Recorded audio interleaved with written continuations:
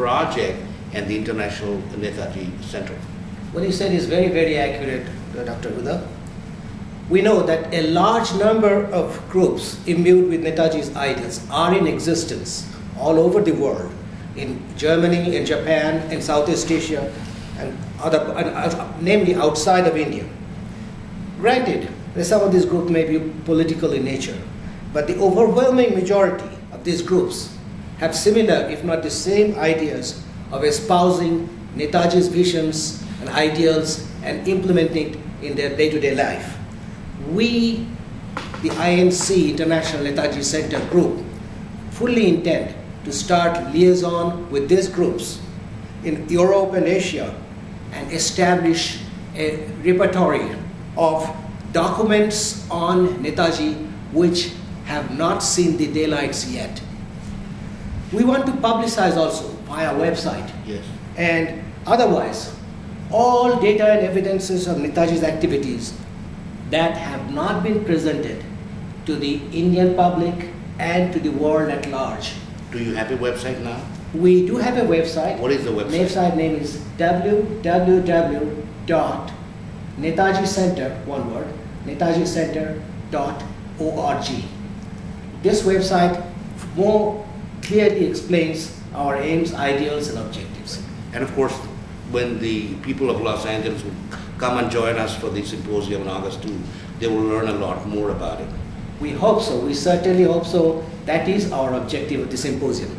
I want to now address a few of the controversial subjects on Netaji Subhash Bose, and I will turn to Mr. Deepak Ghosh here on that subject. You know, there is apart from studying a history, there is also what is called a what-if history. So let's talk about a what-if history. We know that the Indian National Army, led by Netaji Subhash Chandra Bose, marched along with the Japanese army, trying to defeat the British in Burma towards the end of the World War II. And then, of course, if they had succeeded there, they would have come into India. And of course, we know also Netaji Subhash Chandra Bose had, his Indian National Army essentially was formed by the Indian prisoners of war captured by the Axis power. He did not have Germans or Japanese fighting for him. It was the Indians fighting for the Indians, led by him. So let's, on a what-if analysis, let us assume that the British were defeated in Burma and the Japanese army along with the Indian National Army had walked in. Well, would you now then become a Japanese colony? So in other words, would he have really brought us independence or just changed our masters? What do you think? As a matter of fact, Japanese would not have the capacity to go all over India and take over militarily, as some people think, number one. Number two is Netaji had a clear understanding with the Japanese government that only resources he was looking after, he was expecting from the Japanese, military resources and other resources which is needed for fighting the warfare. And secondly, when that army which went up to the border states of India, those were only Indians. And second thing is they are not only from the Indian armies, but the volunteer forces raised in the Southeast Asia from the Indian population there. And the Japanese were only some instructors, or there may be some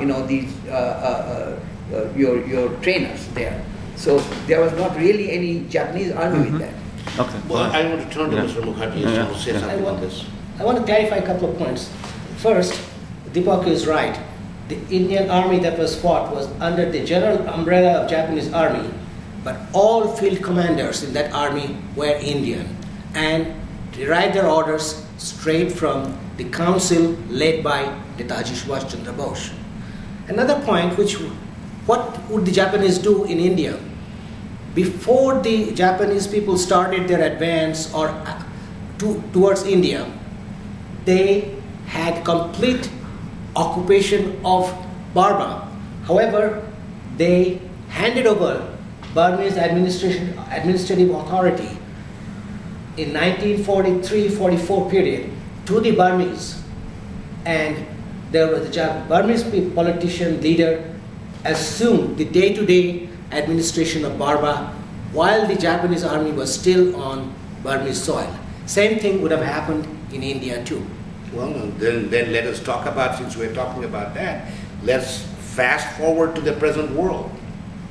What you just said, well, our army, U.S. Army, I don't know whether I should even be talking about this or it's irrelevant.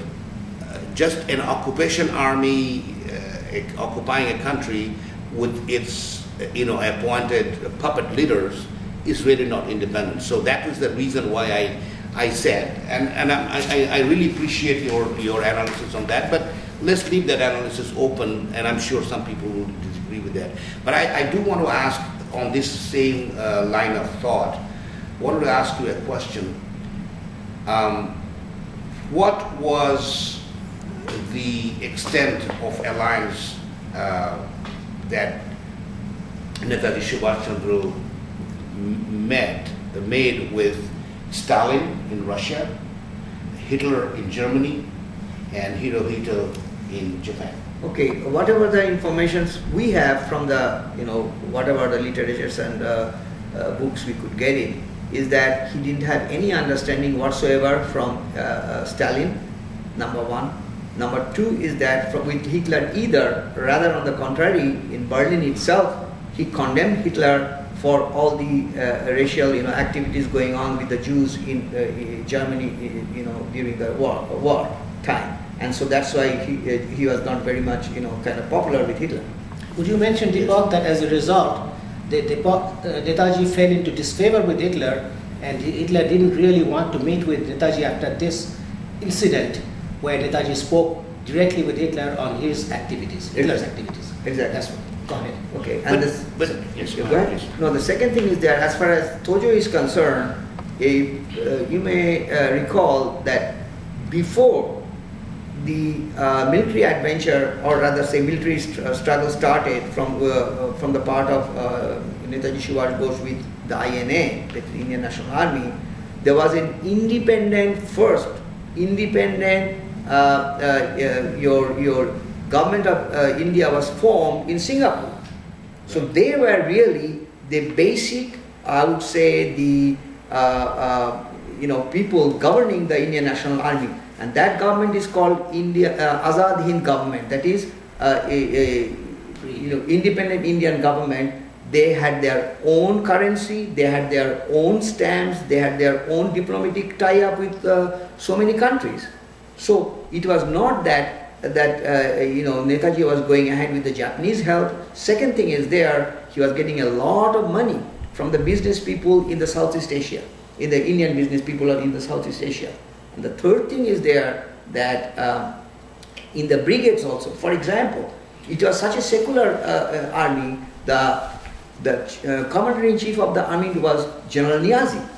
The second thing was that the army, the brigades, he had the brigades in the name of Gandhi Brigade, in a Nehru Brigade, Jinnah Brigade, like that. So that means to say he was looking from the aspect of a totally undivided India, which he dreamed of before he left the country.